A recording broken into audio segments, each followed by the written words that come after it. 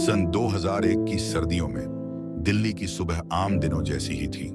संसद भवन की दीवारें शांत थीं, लेकिन देश की नींव पर हमला होने वाला था।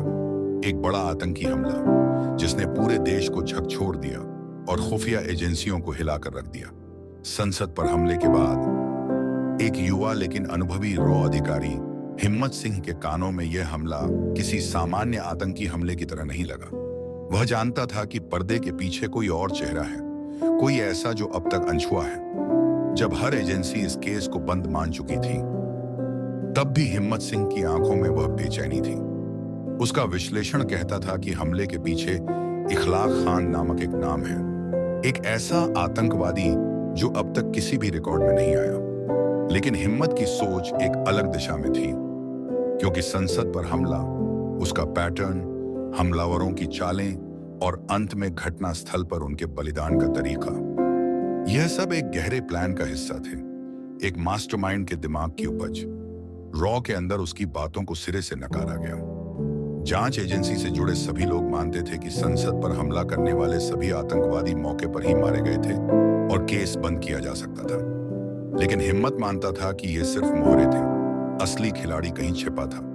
यही सोच उसे चैन से बैठने नहीं दे रही थी। और तभी शुरू हुआ एक लंबा सफर। देश को सुरक्षित रखने वाले सिस्टम में कई कमजोर कड़ियां थीं और हिम्मत जानता था कि अगर इखलाक खान अब भी जिंदा है तो वह भविष्य में और बड़ा हमला कर सकता है। उसने चुपचाप एक ऑपरेशन की नींव रखनी शुरू की, बिना किसी आदेश, बिना किसी आधिकारिक अनुमति के। उसके पास सिर्फ कुछ नाम थे, कुछ संदिग्ध घटनाएं और एक अंतहीन जुनून। हिम्मत ने रॉ के भीतर से ही कुछ भरोसेमंद लोगों को चुना। हर किसी को एक अलग देश में तैनात किया गया, हर एक का एक कोड नेम और मिशन। फारूक जो दुबई में था, अविनाश जो अजरबैजान में, जूही जो इस्तांबुल में और बाला जो काठमांडू में, ये सभी उसके गोपनीय मिशन का हिस्सा बने। सबको यही लगा कि वे बस साधारण जासूसी काम कर रहे हैं, लेकिन सिर्फ हिम्मत जानता था कि वे एक बहुत बड़ी साजिश के केंद्र में हैं। वर्षों बीत गए, लेकिन इखलाक खान का कोई सुराग नहीं मिला। हिम्मत की जांच एक जुनून बन चुकी थी। मंत्रालय को उसका काम अजीब लगने लगा। एक ही आदमी पर वर्षों तक रिसोर्स खर्च करना, उसे संदेह की नजरों से देखा जाने लगा। और फिर 19 साल बाद एक संदिग्ध ट्रांजैक्शन की जानकारी मिली। एक व्यापारी दुबई में गिरफ्तार किया गया जिसकी गतिविधियां असामान्य थीं। वही सुराग हिम्मत को फिर से इखलाक खान की ओर खींच लाया।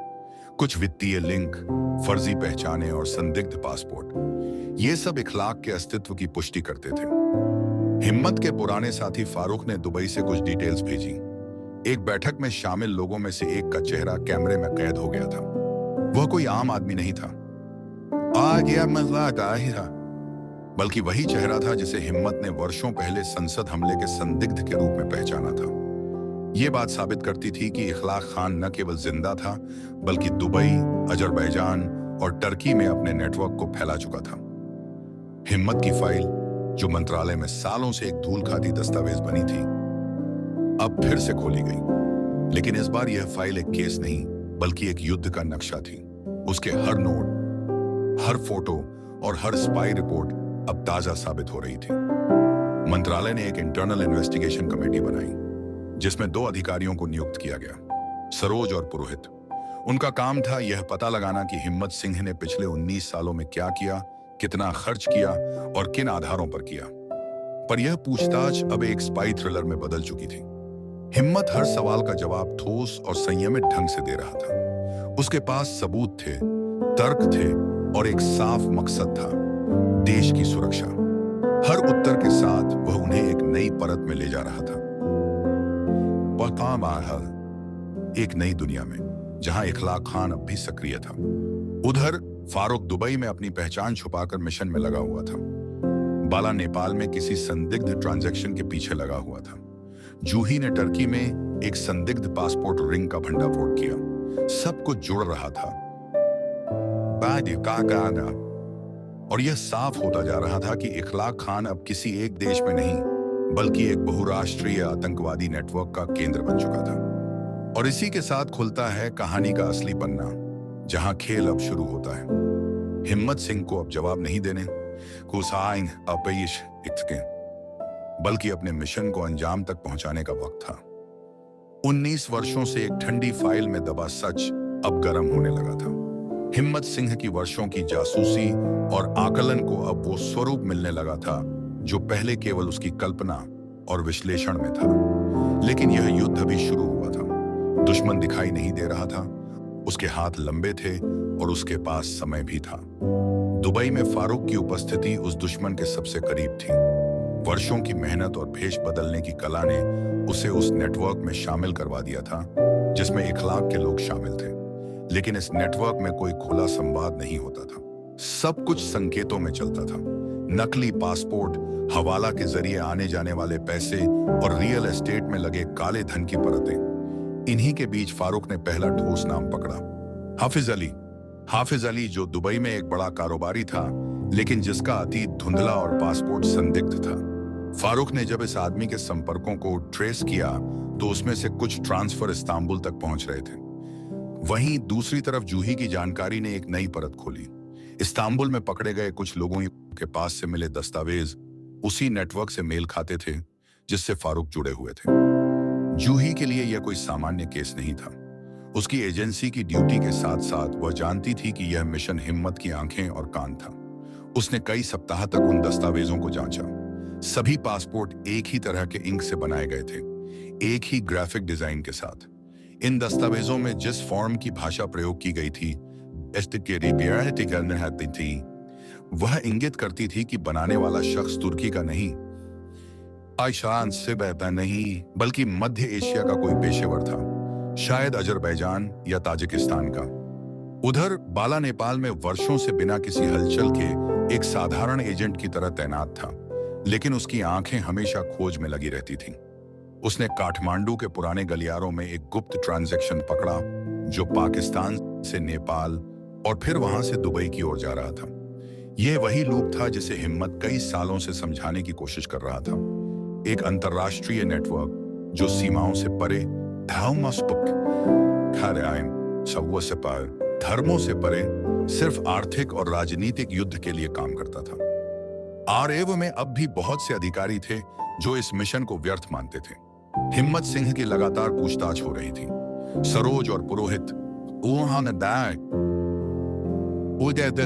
दोनों सरकार के प्रतिनिधि थे, लेकिन उनके सवाल अब जिज्ञासु से अधिक जांच प्रधान बनते जा रहे थे।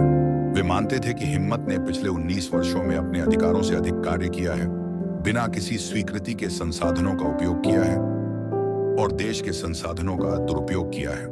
लेकिन हिम्मत हर बार तथ्यों के साथ उत्तर देता।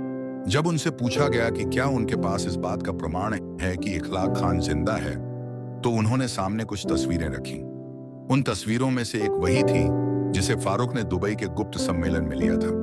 यह तस्वीर धुंधली थी, लेकिन उसमें दिख रहा चेहरा संसद हमले के सीईटीवी से मेल खा रहा था। सरोज और पुरोहित को पहली बार एहसास हुआ कि हिम्मत की बातें महज थ्योरी नहीं थी। यह मिशन हकीकत था और इससे जुड़े हर व्यक्ति का जीवन अब खतरे में था। फारूक को दुबई में अब खुद को सुरक्षित रखने में कठिनाई होने लगी थी। हाफिज अली को शक हो गया था कि कोई उसकी गतिविधियों पर नजर रख रहा है। उसने अपने करीबियों को हटाना शुरू कर दिया। फारूक ने समय रहते वहां से एक नई पहचान में स्थानांतरित होकर खुद को बचाया, लेकिन वह आने न जानते थे कि अगली गलती जानलेवा हो सकती है। जूही ने इस्तांबुल में एक नकली दस्तावेज गिरोह का भंडाफोड़ किया। उसके माध्यम से एक आदमी को पकड़ा गया जिसने बताया कि इन पासपोर्टों की अंतिम डेस्टिनेशन लंदन होती है। यही वह नई दिशा थी मत को अपनी खोज में आगे ले गई। उधर अविनाश, जो पहले केवल एक साइड कैरेक्टर के तौर पर नजर आता था, अब जांच में महत्वपूर्ण हो गया था। अजरबैजान में रहते हुए उसने एक ऐसा संदिग्ध खोजा जिसने अपने एक ईमेल में आई के कोडवर्ड लिखा था। यह वही संकेत था जो हिम्मत की परिकल्पना को सत्य करता था। आई के यानी इखलाक खान। अब तक जो भी सुराग मिले थे वो किसी एक व्यक्ति की ओर संकेत कर रहे थे। एक ऐसा व्यक्ति जिसे सालों पहले मरा हुआ समझा गया था, लेकिन अब वह जिंदा था, शक्तिशाली था और नए हमले की तैयारी में था। पूरी टीम अब अनौपचारिक रूप से सक्रिय हो चुकी थी। हिम्मत ने अपनी पुराने नेटवर्क को फिर से जोड़ना शुरू किया। बाला, फारूक, जूही, अविनाश, सबको उनके अगले मिशन के लिए तैयार किया गया। यह मिशन सिर्फ एक व्यक्ति को खोजने का नहीं था, यह मिशन उस सोच को खत्म करने का था जो आतंक के जरिए देश को कमजोर करना चाहती थी। लेकिन इखलाक खान कोई सामान्य आतंकवादी नहीं था। वह रणनीतिकार था जिसने भारत की सुरक्षा एजेंसियों को वर्षों तक चकमा दिया था, और अब वह एक नए चेहरे, एक नई पहचान और नए मिशन के साथ वापस था। हिम्मत को एहसास हो गया था कि समय कम है, सरकार का समर्थन सीमित है, संसाधन सीमित है, लेकिन मिशन की गंभीरता असीमित थी। जैसे जैसे इखलाक खान के अस्तित्व के प्रमाण सामने आने लगे, वैसे वैसे सरकार के भीतर हलचल तेज होती गई। हिम्मत सिंह की वर्षों पुरानी थ्योरी अब सत्य में बदल रही थी, लेकिन उसके साथ एक और वास्तविकता भी सामने आ रही थी। सिस्टम के भीतर मौजूद उन लोगों का अस्तित्व जो खुद इस खेल का हिस्सा थे।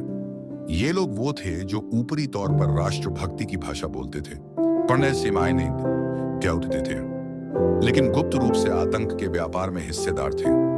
हिम्मत जानता था कि अब इखलाक को पकड़ना एकमात्र लक्ष्य नहीं रह गया, बल्कि पहले यह देखना जरूरी था कि उसे संरक्षण कहां से मिल रहा है। फारूक ने दुबई से जो नई जानकारी भेजी वह चौंकाने वाली थी। हाफिज अली, जो वर्षों से एक व्यवसायी के रूप में कार्य कर रहा था, एक भारतीय नागरिक के साथ नियमित संपर्क में था। वह व्यक्ति भारत सरकार के एक मंत्रालय से जुड़ा हुआ था। इस खुलासे ने हिम्मत को भीतर तक झकझोर दिया। देश के भीतर बैठा कोई शख्स इखलाक खान को न केवल आर्थिक सहायता दे रहा था, बल्कि रणनीतिक सूचनाएं भी साझा कर रहा था। हिम्मत को यकीन हो गया कि यह एक दोहरी लड़ाई है, बाहर इखलाक का नेटवर्क और भीतर छिपा हुआ विश्वासघात। जूही की रिपोर्ट ने इस संदेह को और पुष्ट किया। इस्तांबुल में एक गुप्त बैठक का आयोजन हुआ था जिसमें एक व्यक्ति ने नई दिल्ली के चैनल का उल्लेख किया था। यह शब्दावली सामान्य नहीं थी और उसका प्रयोग सीधे तौर पर यह बताता था कि सूचना का कोई स्रोत भारत की राजधानी से था। जूही ने उस मीटिंग की पूरी ऑडियो रिकॉर्डिंग हासिल की। उसमें एक नाम बार बार दोहराया गया, शेखर। हिम्मत सिंह इस नाम से अपरिचित नहीं था। शेखर वर्मा एक उच्च स्तर का सरकारी अधिकारी था जो कई वर्षों तक राष्ट्रीय सुरक्षा सलाहकार के कार्यालय में कार्यरत रह चुका था। पहले कभी उसका नाम किसी संदिग्ध गतिविधि में नहीं आया था, लेकिन अब परिस्थिति अलग थी। हिम्मत ने उसके पुराने रिकॉर्ड खंगाले, उसकी विदेश यात्राएं, बुढ़ाई थी, उसके सहयोगियों के नाम और उसकी आर्थिक स्थिति। इन सभी जानकारियों को जोड़ने पर जो तस्वीर उभरी वह स्पष्ट थी। शेखर एक ऐसा माध्यम बन चुका था जिसके जरिए इखलाक खान तक देश के संवेदनशील दस्तावेज पहुंचाए जा रहे थे। अब यह एक राजनैतिक संकट का रूप ले चुका था। अविनाश ने अजरबैजान से एक संदिग्ध ईमेल सर्वर को ट्रैक किया। उस ईमेल में जो कोडवर्ड इस्तेमाल किए गए थे वे उन्हीं शब्दों से मेल खाते थे कि जो संसद हमले से पहले पकड़े गए आतंकियों के फोन कॉल्स में पाए गए थे। यह संकेत स्पष्ट था कि इखलाक न केवल सक्रिय था बल्कि एक नए हमले की तैयारी में था, शायद इससे भी बड़ा, अधिक घातक। बाला, जो अब नेपाल से सीमा पार पाकिस्तान की गतिविधियों की निगरानी कर रहा था, ने एक ट्रांसमिशन पकड़ा जिसमें एक बड़ी मात्रा में विस्फोटक सामग्री की खेप काठमांडू से होते हुए भारत भेजी जाने की योजना थी। इससे यह भी स्पष्ट हुआ कि इखलाक का नेटवर्क केवल अरब देशों तक सीमित नहीं था, बल्कि दक्षिण एशिया में भी उसकी जड़ें गहराई तक फैली थीं। हिम्मत सिंह ने अपने सभी एजेंटों को स्पष्ट निर्देश दिए। अब यह मिशन अंतिम चरण में प्रवेश कर रहा है। हर व्यक्ति को अपनी पहचान को सुरक्षित रखते हुए दुश्मन के सबसे करीब जाना था। फारूक को दुबई से सीधे अबू धाबी भेजा गया, जहां अगली गुप्त बैठक होने वाली थी। जूही को इस्तांबुल छोड़कर यूरोप के एक अज्ञात शहर में स्थानांतरित किया गया, जहां कुछ संदिग्ध भारतीय नागरिकों की गतिविधियां ट्रैक की जा रही थीं। इस बीच मंत्रालय में हिम्मत के खिलाफ कार्रवाई की प्रक्रिया तेज हो चुकी थी। उसके ऊपर अनुशासनात्मक जांच बैठाई गई थी और उसे निलंबन की चेतावनी दी गई थी, लेकिन हिम्मत को इसकी परवाह नहीं थी। उसके लिए देश की सुरक्षा व्यक्तिगत पद से अधिक महत्वपूर्ण थी।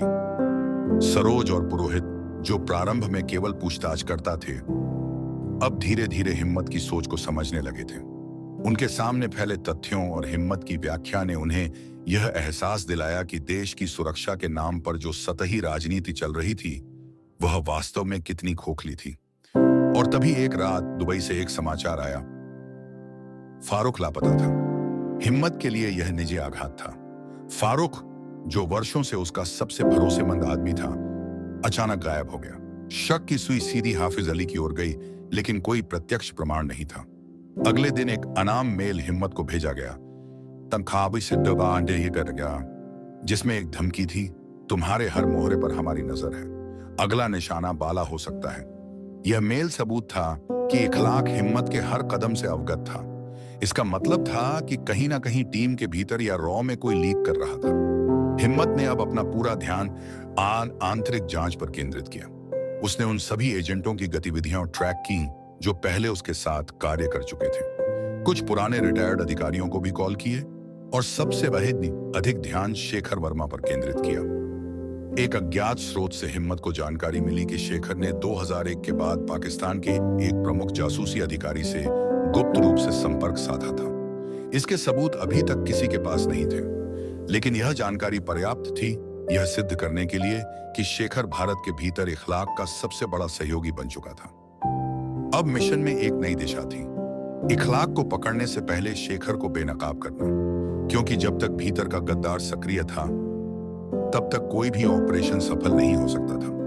फारूक की गुमशुदगी ने हिम्मत सिंह की टीम की रीढ़ को झकझोर कर रख दिया था। एक ऐसा एजेंट जो वर्षों से सबसे खतरनाक मिशन पर तैनात था, अचानक गायब हो गया। दुबई से मिली खबरों ने इस घटना को और रहस्यमयी बना दिया था। फारूक का मोबाइल अंतिम बार जिस स्थान से सिग्नल भेज रहा था वह एक परित्यक्त औद्योगिक क्षेत्र था, जहां आमतौर पर कोई हलचल नहीं होती थी। लेकिन जब स्थानीय एजेंसियों ने वहां जांच की तो उन्हें न कोई शव मिला और न कोई सुराग। हिम्मत समझ चुका था कि यह कोई साधारण अपहरण नहीं था, यह एक संदेश था, सीधा और स्पष्ट। दुश्मन अब उनके सबसे अनुभवी सिपाही को चुपचाप हटा सकता था, बिना कोई निशान छोड़े। यह हमला सिर्फ फारूक पर नहीं था, यह पूरी टीम के मनोबल पर था।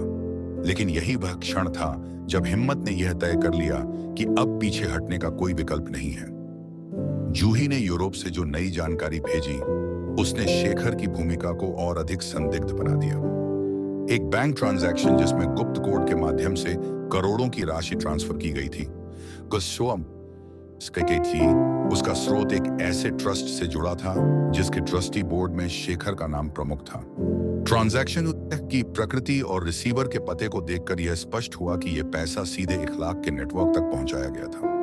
अविनाश की अजरबैजान से मिली रिपोर्ट में भी यह बात सामने आई कि उसी बैंक से कुछ महीने पहले एक नकली पासपोर्ट बनवाने वाले व्यक्ति ने उसी समय इराक में इखलाक की उपस्थिति की पुष्टि की थी। इस तरह घटनाएं एक दूसरे से जुड़ती चली गईं और सभी रास्ते अंततः शेखर तक जा पहुंचे। बाला, जो नेपाल से सीमा पार गतिविधियों पर नजर रखे हुए था, को एक रात एक स्थानीय मुखबिर से सूचना मिली कि काठमांडू के पास एक फार्म हाउस में हथियारों की बड़ी खेप छिपाई गई है। यह वही रास्ता था जिससे पहले भी आतंकवादियों ने भारतीय सीमा में घुसपैठ की कोशिश की थी। बाला ने पूरी सतर्कता से जानकारी जुटाई, लेकिन उससे पहले कि वह कुछ कर पाता, उस फार्म हाउस में एक विस्फोट हुआ। जांच में पाया गया कि विस्फोट योजनाबद्ध था और इसका मकसद सिर्फ सबूतों को मिटाना था। इस पूरी योजना के पीछे किसका दिमाग था, इसका संदेह किसी और पर नहीं बल्कि इखलाक खान पर ही था। उसके द्वारा वर्षों पहले तैयार किया गया नेटवर्क अब भी सक्रिय था और उसकी रणनीति में सबसे अहम भूमिका निभा रहा था शेखर। हिम्मत ने अब अपने सभी नेटवर्क को एक सूत्र में बांधते हुए एक मिशन तैयार किया, कोड नेम आखिरी वार। इस मिशन का पहला उद्देश्य था शेखर के खिलाफ निर्णायक सबूत इकट्ठा करना, जिससे सरकार को मजबूरन उस पर कार्यवाही करनी पड़े। इसके लिए हिम्मत ने एक गोपनीय सूचना प्रणाली के जरिए पुराने भरोसेमंद जासूसों को सक्रिय किया जो अब तक रिटायर हो चुके थे, लेकिन जिनकी निष्ठा पर कभी कोई संदेह नहीं हुआ। इनमें से एक एजेंट जो वर्षों पहले शेखर के साथ रॉ में कार्य कर चुका था, ने एक निजी मुलाकात में बताया कि शेखर का झुकाव हमेशा विदेश नीति के ऐसे पहलुओं की ओर रहा है जिनका राष्ट्रहित से कोई सीधा संबंध नहीं होता था। वह बार बार कुछ खास फोरम्स और गुप्त सम्मेलनों का हिस्सा बनता था जहां किसी राष्ट्र की बजाय वैश्विक आर्थिक सत्ता की बातें होती थीं। यही वह जगह थी जहां से उसका संपर्क इखलाक जैसे आतंकियों से शुरू हुआ था। सरकार के भीतर बैठे कुछ ईमानदार अधिकारियों की मदद से हिम्मत ने शेखर के खिलाफ एक गुप्त फाइल तैयार की। इस फाइल में उसकी विदेश यात्राओं, संदिग्ध संपर्कों और वित्तीय लेन देन की पूरी सूची शामिल थी। यह फाइल अब दो विकल्पों के लिए तैयार थी। या तो इसका उपयोग न्यायिक प्रक्रिया में किया जाए या फिर इसका प्रयोग दबाव बनाकर शेखर को बेनकाब करने के लिए किया जाए। लेकिन इससे पहले कि इस फाइल का इस्तेमाल हो पाता, एक और झटका आया। RAW के एक वरिष्ठ अधिकारी, जो शेखर के पुराने मित्र भी थे, ने अचानक अपने पद से इस्तीफा दे दिया। सूत्रों के अनुसार उन्होंने सरकार से नाराज होकर यह कदम उठाया था, लेकिन हिम्मत जानता था कि यह सिर्फ एक पर्दा था। असली वजह यह थी कि वह अधिकारी शेखर और इखलाक के गठजोड़ की सच्चाई को जान चुका था और उसे डर था कि यदि वह मूक दर्शक बना रहा तो उसका नाम भी इस साजिश में जुड़ जाएगा। इधर जूही को यूरोप में एक और सुराग मिला। इखलाक खान की एक हालिया तस्वीर, जिसे एक व्यापार सम्मेलन में खींचा गया था। यह तस्वीर किसी जासूस ने नहीं ली थी, बल्कि एक सामान्य नागरिक के इंस्टाग्राम अकाउंट से मिली थी। इसमें इखलाक एक नए नाम और पहचान के साथ दिखाई दिया, यानी अब वह केवल गुप्त नेटवर्क का नहीं, बल्कि वैश्विक स्तर पर एक नई पहचान के साथ सक्रिय था। हिम्मत के लिए यह खबर अत्यंत महत्वपूर्ण थी। इसका मतलब था कि अब इखलाक सिर्फ भारत के लिए नहीं, बल्कि विश्व शांति के लिए एक खतरा बन चुका था। लेकिन उससे भी अधिक खतरनाक था यह तथ्य कि एक भारतीय अधिकारी उसकी इस नई पहचान का संरक्षक बन चुका था। अब फैसला लेने का समय था। फारूक की गुमशुदगी, बाला की जान पर मंडराता खतरा और टीम की लगातार रिस्क में हो रही गतिविधियां यह संकेत कर रही थी कि अगर अब कोई कठोर कदम नहीं उठाया गया तो यह मिशन विफल हो जाएगा। हिम्मत ने तय किया कि अगला कदम दोहरा होगा। एक ओर शेखर को बेनकाब करना और दूसरी ओर इखलाक की नई पहचान को पकड़ना। मंत्रालय को भेजी गई रिपोर्ट में हिम्मत ने एक पंक्ति लिखी, अब समय नहीं है रक्षा की, अब समय है वार का। हिम्मत सिंह की आंखों में थकावट नहीं थी, पर वर्षों का बोझ अब उसके चेहरे पर स्पष्ट दिखाई देने लगा था। वह जानता था कि जंग अब अपने चरम पर है और यह युद्ध केवल खुफिया सूचनाओं, संदिग्धों और नेटवर्क्स का नहीं था, बल्कि वफादारी और विश्वास के बीच की पतली रेखा का भी था। फारूक की गुमशुदगी, बाला की जान पर खतरा और इखलाक खान का बढ़ता हुआ वैश्विक प्रभाव, ये सब अब एक बड़ी तस्वीर में बदल चुके थे। जूही की भेजी गई नई रिपोर्ट में यूरोप के एक होटल की CCTV फुटेज शामिल थी, जिसमें एक बिजनेस मीटिंग के दौरान एक व्यक्ति इखलाक की नई पहचान में दिखाई दिया था। अब तक यह माना जा रहा था कि इखलाक शायद अरब देशों या पाकिस्तान में छिपा होगा, लेकिन अब यह स्पष्ट था कि वह यूरोप में खुलेआम एक कॉरपोरेट पहचान के साथ बैठकों में शामिल हो रहा था। इसके दो मायने थे, या तो उससे वैश्विक स्तर पर कुछ बड़े देशों की सुरक्षा प्राप्त है, या फिर वह उन देशों के सिस्टम में इतना घुस चुका है कि कोई शक भी न कर सके। इस बीच बाला की नेपाल वाली निगरानी अब गंभीर मोड़ पर पहुंच चुकी थी। एक सूत्र से मिली जानकारी के अनुसार बाला के ठिकाने की पहचान कर ली गई थी। हिम्मत को तुरंत यह अंदेशा हुआ कि यह जानकारी भीतर से लीक हुई है और वह संदेह शेखर से हटकर मंत्रालय के एक और उच्चाधिकारी तक जा पहुंचा। लेकिन इस बार हिम्मत को प्रमाण की आवश्यकता थी। उसने पुराने संपर्कों को पुनः सक्रिय किया, जो अब तक सिस्टम से बाहर थे, लेकिन एक कॉल पर देश के लिए जान देने को तैयार थे। बाला को समय रहते नेपाल से बाहर निकाल लिया गया। यह निकासी पूरी तरह गुप्त तरीके से की गई, जिसमें हिम्मत के पुराने नेटवर्क का सहयोग रहा। बाला को अब एक नए मिशन पर लगाया गया, यूरोप में इखलाक की कॉरपोरेट पहचान का भंडाफोड़। उसका पहला टास्क था उस होटल की पहचान करना जहां इखलाक की मीटिंग हुई थी, और फिर वहां से जुड़े कर्मचारियों व फुटेजों का विस्फोटन। दूसरी तरफ अविनाश की अजरबैजान से आई रिपोर्ट ने फारूक के बारे में चौंकाने वाली सच्चाई उजागर की। वह मरा नहीं था, बल्कि उसे बंधक बनाकर किसी अज्ञात स्थान पर रखा गया था। एक ईमेल जो एक गुप्त सर्वर से भेजा गया था में यह संकेत था कि एक वरिष्ठ रॉ एजेंट दुश्मन की गिरफ्त में है और उसे प्रताड़ना दी जा रही है। इस संदेश में नाम नहीं था, लेकिन विवरणों से यह तय हो गया कि वह फारूक ही था। हिम्मत के लिए यह क्षण भावनात्मक रूप से कठिन था, लेकिन उसने अपनी भावना को कार्य में बाधा नहीं बनने दिया। उसने तय किया कि शेखर के खिलाफ अब खुली कार्यवाही की जाएगी, लेकिन पहले उसका भंडाफोड़ अंतरराष्ट्रीय मंच पर किया जाएगा। पुष्को में अवसर होगा ताकि देश के भीतर बैठे गद्दारों को छुपने का अवसर न मिले। इस रणनीति के तहत हिम्मत ने एक उच्च स्तरीय गोपनीय रिपोर्ट यूरोप के 2 प्रमुख सुरक्षा संगठनों को भेजी। उसमें इखलाक की पहचान, शेखर के ट्रांजैक्शन और भारत में हो रही गतिविधियों के सबूत शामिल थे। इस रिपोर्ट के आधार पर पहली बार भारत से बाहर इखलाक खान के खिलाफ कार्रवाई की आधिकारिक चर्चा शुरू हुई। इस बीच शेखर को भनक लग गई थी कि उसके खिलाफ खेल अब तेज हो चुका है। उसने अपने पुराने संपर्कों के जरिए मंत्रालय में दबाव बनाना शुरू कर दिया कि हिम्मत सिंह को कार्य से हटाया जाए। लेकिन इस बार हिम्मत अकेला नहीं था। सरोज और पुरोहित, जिन्होंने शुरुआत में उसे सवालों के घेरे में लिया था, अब उसके साथ खड़े थे। उन्होंने भी मंत्रालय को यह स्पष्ट किया कि यदि अब इस ऑपरेशन को रोका गया तो देश को अपूरणीय क्षति हो सकती है। फारूक की स्थिति को लेकर एक और सूचना प्राप्त हुई। एक अनाम कॉलर ने बताया कि यदि रॉफ फारूक को वापस चाहता है तो उन्हें एक गुप्त दस्तावेज सौंपना होगा और समीरे जिसमें भारत के उत्तरी सीमा पर चल रहे निगरानी अभियानों की पूरी जानकारी थी। यह स्पष्ट था कि इखलाक अब केवल बदला नहीं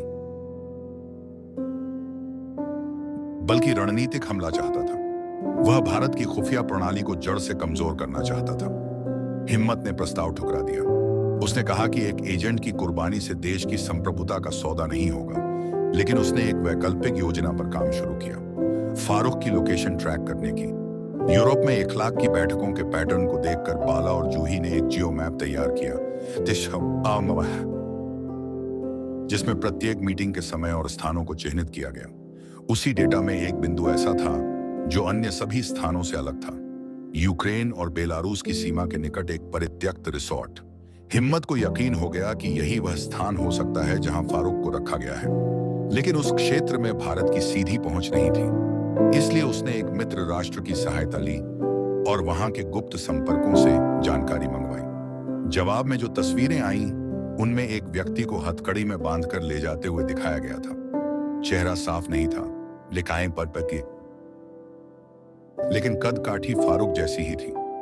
अब फारूक को बचाने और इखलाक को रोकने का अभियान एक साथ शुरू होना था। फारूक के बंदी होने की पुष्टि ने हिम्मत सिंह के ऑपरेशन को निर्णायक दिशा में मोड़ दिया। अब तक जो बातें अनुमान थीं, वे साक्ष्य में बदल चुकी थीं। इखलाक खान ने फारूक जैसे प्रशिक्षित एजेंट को बंदी बना लिया था और इस बात से सिद्ध होता था कि उसका नेटवर्क न केवल विश्व स्तर पर प्रभावशाली था, बल्कि भारत की खुफिया प्रणाली को कमजोर करने की ताकत भी उसमें थी। अब यह लड़ाई निजी भी हो चुकी थी, सुतसूकी थी, क्योंकि फारूक केवल एक सहयोगी नहीं था, वह एक प्रतीक था उस विचार का जो देश की सुरक्षा के लिए निस्वार्थ समर्पण करता है। हिम्मत ने सभी एजेंटों को एकत्र करते हुए रणनीतिक निर्णय लिया। फारूक को निकालना अब केवल एक बचाव कार्य नहीं था, बल्कि उससे भी बड़ी योजना का हिस्सा बनने वाला था। उसी समय यूरोप की 2 खुफिया एजेंसियों से जवाब मिला कि वे इखलाक की गतिविधियों को लेकर सतर्क हो चुकी हैं,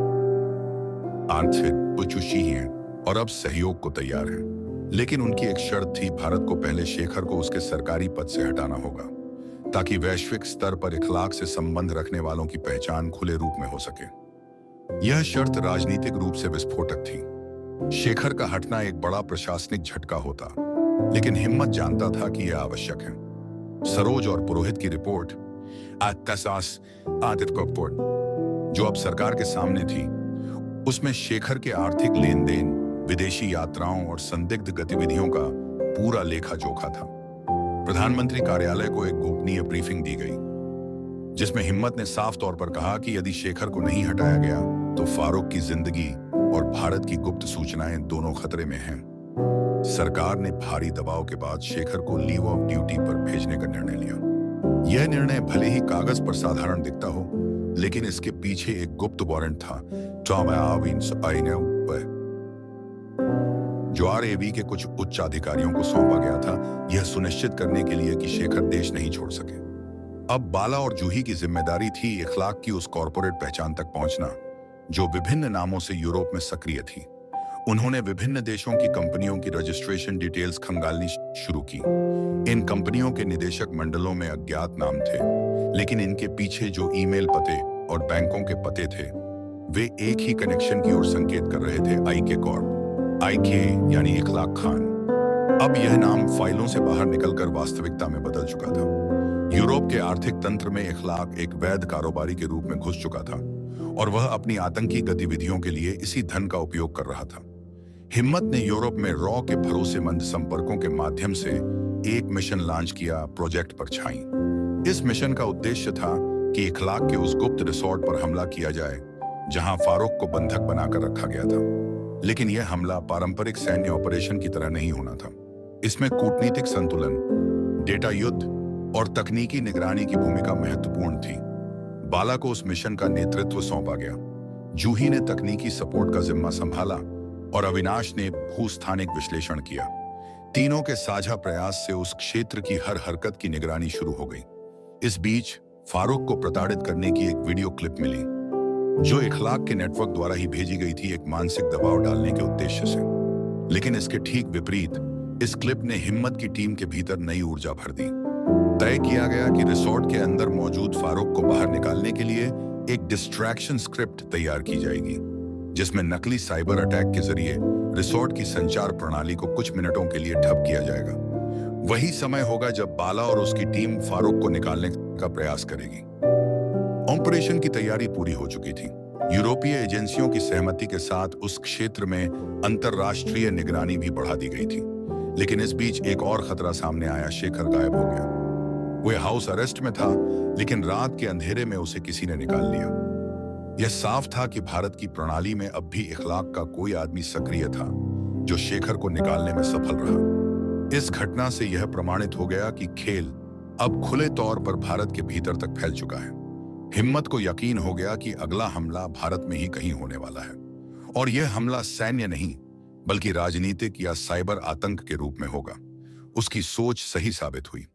अगले ही दिन भारत की एक महत्वपूर्ण सुरक्षा एजेंसी के सर्वर पर बड़े पैमाने पर साइबर हमला हुआ, जिससे कई गोपनीय फाइलें कुछ समय के लिए सार्वजनिक डोमेन में पहुंच गईं। यद्यपि तकनीकी टीम ने समय रहते डेटा को पुनः सुरक्षित कर लिया, लेकिन यह स्पष्ट हो गया कि यह हमला इखलाक के नेटवर्क द्वारा किया गया था। इसी के साथ एक संदेश भी आया, फारूक अभी जिंदा है, लेकिन हर अगला कदम तुम्हारे सिस्टम को तोड़ेगा।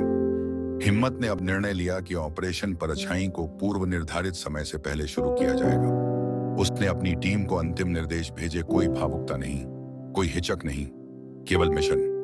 ऑपरेशन परछाई अब औपचारिक रूप से सक्रिय हो चुका था।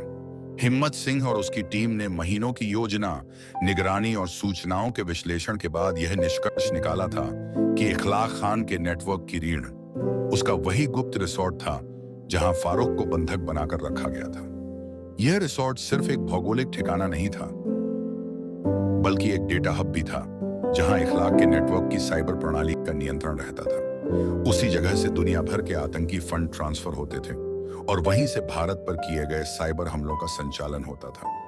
हिम्मत ने ऑपरेशन को 2 चरणों में बांटा। पहला चरण था सिस्टम को धोखा देना और दूसरा था फारूक को निकालकर इखलाक की डिजिटल रीड को काटना।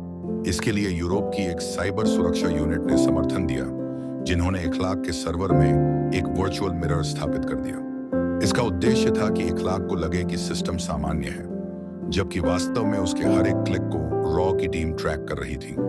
बाला ने मैदान स्तर पर मिशन का नेतृत्व संभाला। उसके साथ तकनीकी सहयोग में जूही और उप नेतृत्व में अविनाश मौजूद थे। रिसोर्ट की बाहरी परिधि पर घेरा तैयार हुआ। सुरक्षा व्यवस्था बहुत अधिक थी कि श्री सयाम, लेकिन उसी सुरक्षा प्रणाली में एक कमजोर बिंदु पाया गया। रात के तीसरे पहर में कुछ मिनटों के लिए एक निगरानी क्षेत्र बंद रहता था, क्योंकि वहां का सिस्टम बैकअप लोडिंग मोड में जाता था। उसी समय को बाला और टीम ने चुना।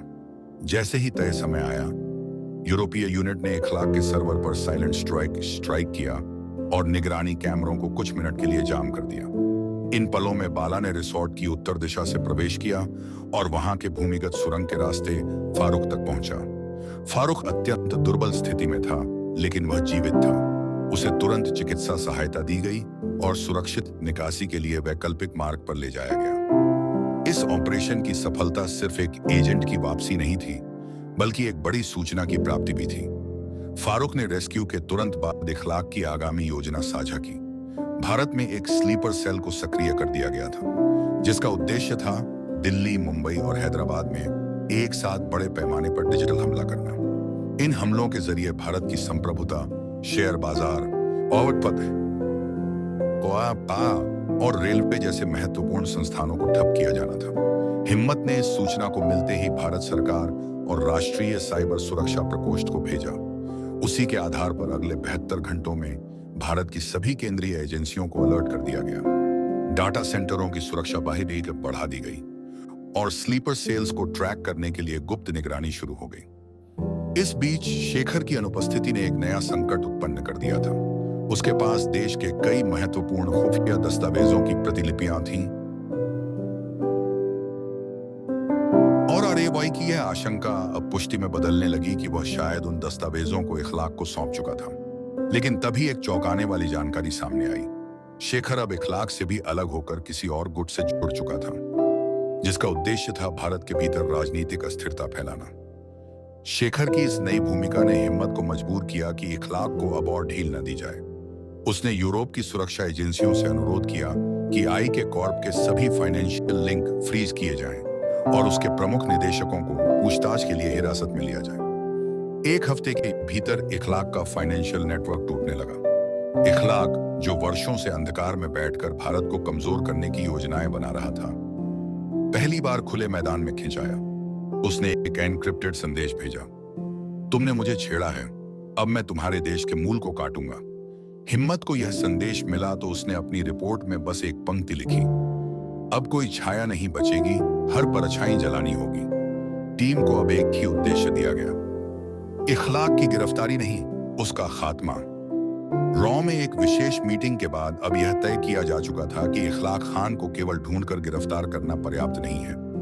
यह लड़ाई अब अस्तित्व की थी, एक ऐसे दुश्मन के खिलाफ जो न केवल सीमाओं के पार बल्कि राष्ट्र के भीतर छुपा बैठा था।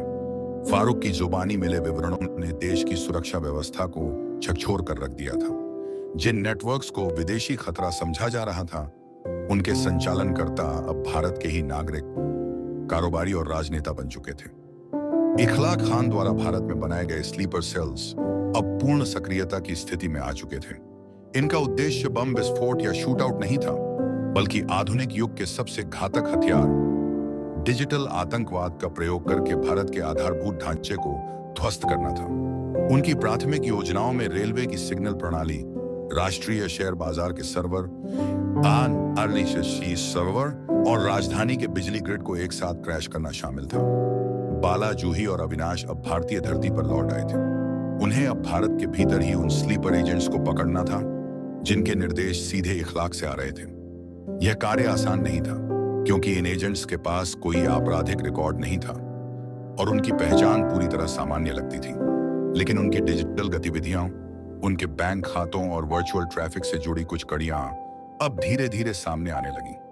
हिम्मत ने एक समानांतर मिशन लॉन्च किया, कोड नेम शुद्धि अभियान। इसका उद्देश्य केवल स्लीपर सेल्स को बेनकाब करना नहीं था, बल्कि उन राजनीतिक और नौकरशाही कड़ियों को भी उजागर करना था जो वर्षों से इखलाक के इस जाल में सहभागी थी।